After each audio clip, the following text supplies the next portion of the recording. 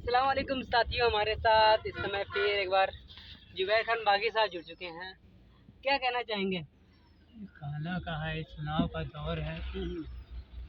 19 अप्रैल से चुनाव की शुरुआत है और 1 जून को खत्म।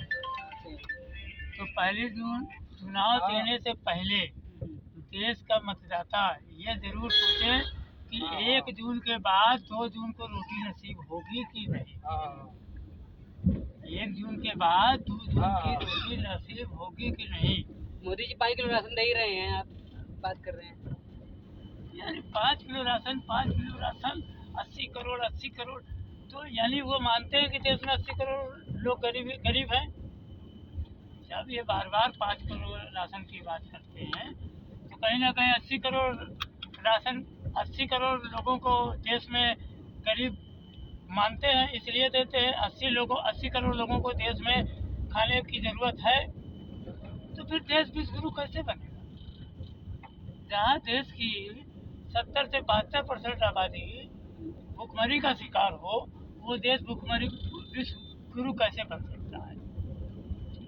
आप देख लीजिए ना, अभी तक तो जैसे किसान आंदोलित था, बेरोजगार आंदोलित था, अब तो जातीय आंदोलित हो रही है। अब देखिए, क्षत्रिय समाज इनके विरुद्ध मोर्चा खोल बैठा हुआ है? तो सैनी समाज इनके विरुद्ध सभाएं कर रहा है, इनका विरोध कर रहा है।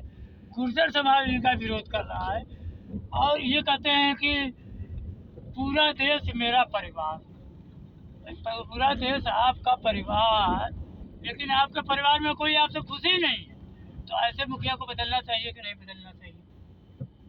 ऐसे मुखिया को बदलना चाहिए कि नहीं बदलना चाहिए? और जो इनका नारा है 400 के पार, तो इनका हर नारा उल्टा होता है। इन्होंने कहा था महंगाई कम होगी, महंगाई बढ़ी, पेट्रोल डीजल का दाम कम होगा, पेट्रोल डीजल का दाम बढ़ा, काला धन वापस आएगा, काला धन बढ़ा, डॉलर के मुकाबले रुपया मजबूत होगा, रुपया कहाँ पहुँचा।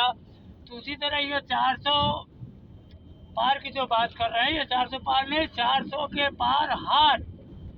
ये कहना चाह रहे हैं कि अब की 400 के पार बीजेपी की हार, ये कहना चाह रहे हैं। कैसे हराएंगे आप? इंडिया जो गठबंधन बना था उसमें से कई पार्टियां जो है उनसे मिली नहीं, 1-2 पार्टी है, केजरीवाल जो है वो जेल के अंदर है। किस तरह से चुनाव जीतेंगे? ये चुनाव कोई पार्टी, कोई नेता नहीं लड़ रहा है, ये चुनाव देश की जनता लड़ रही है। एक तरफ देश की जनता है, एक तरफ देश का तानाशाह है ना। पार्टियां और कोई गठबंधन चुनाव नहीं लड़ रहा है, चुनाव देश की जनता लड़ रही है। और जब देश की जनता चुनाव लड़ती है ना, तो अच्छे तानाशाह का तख्ता पलट हो जाता है।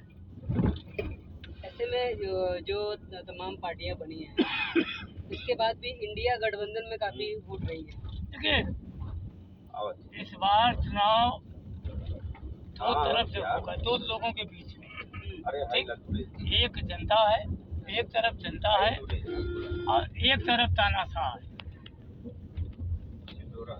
पार्टियों के बीच चुनाव नहीं हो रहा, गठबंधन के बीच चुनाव नहीं हो रहा, व्यक्तियों के बीच चुनाव नहीं हो रहा।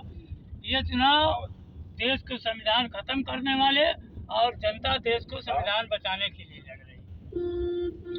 तो ऐसे में एक चीज और है, बराबर जो ईवीएम का सवाल उठता रहा है, इस बार भी ईवीएम से ही चुनाव हो रहा है। ये चीज तो आप देख ही रहे हैं।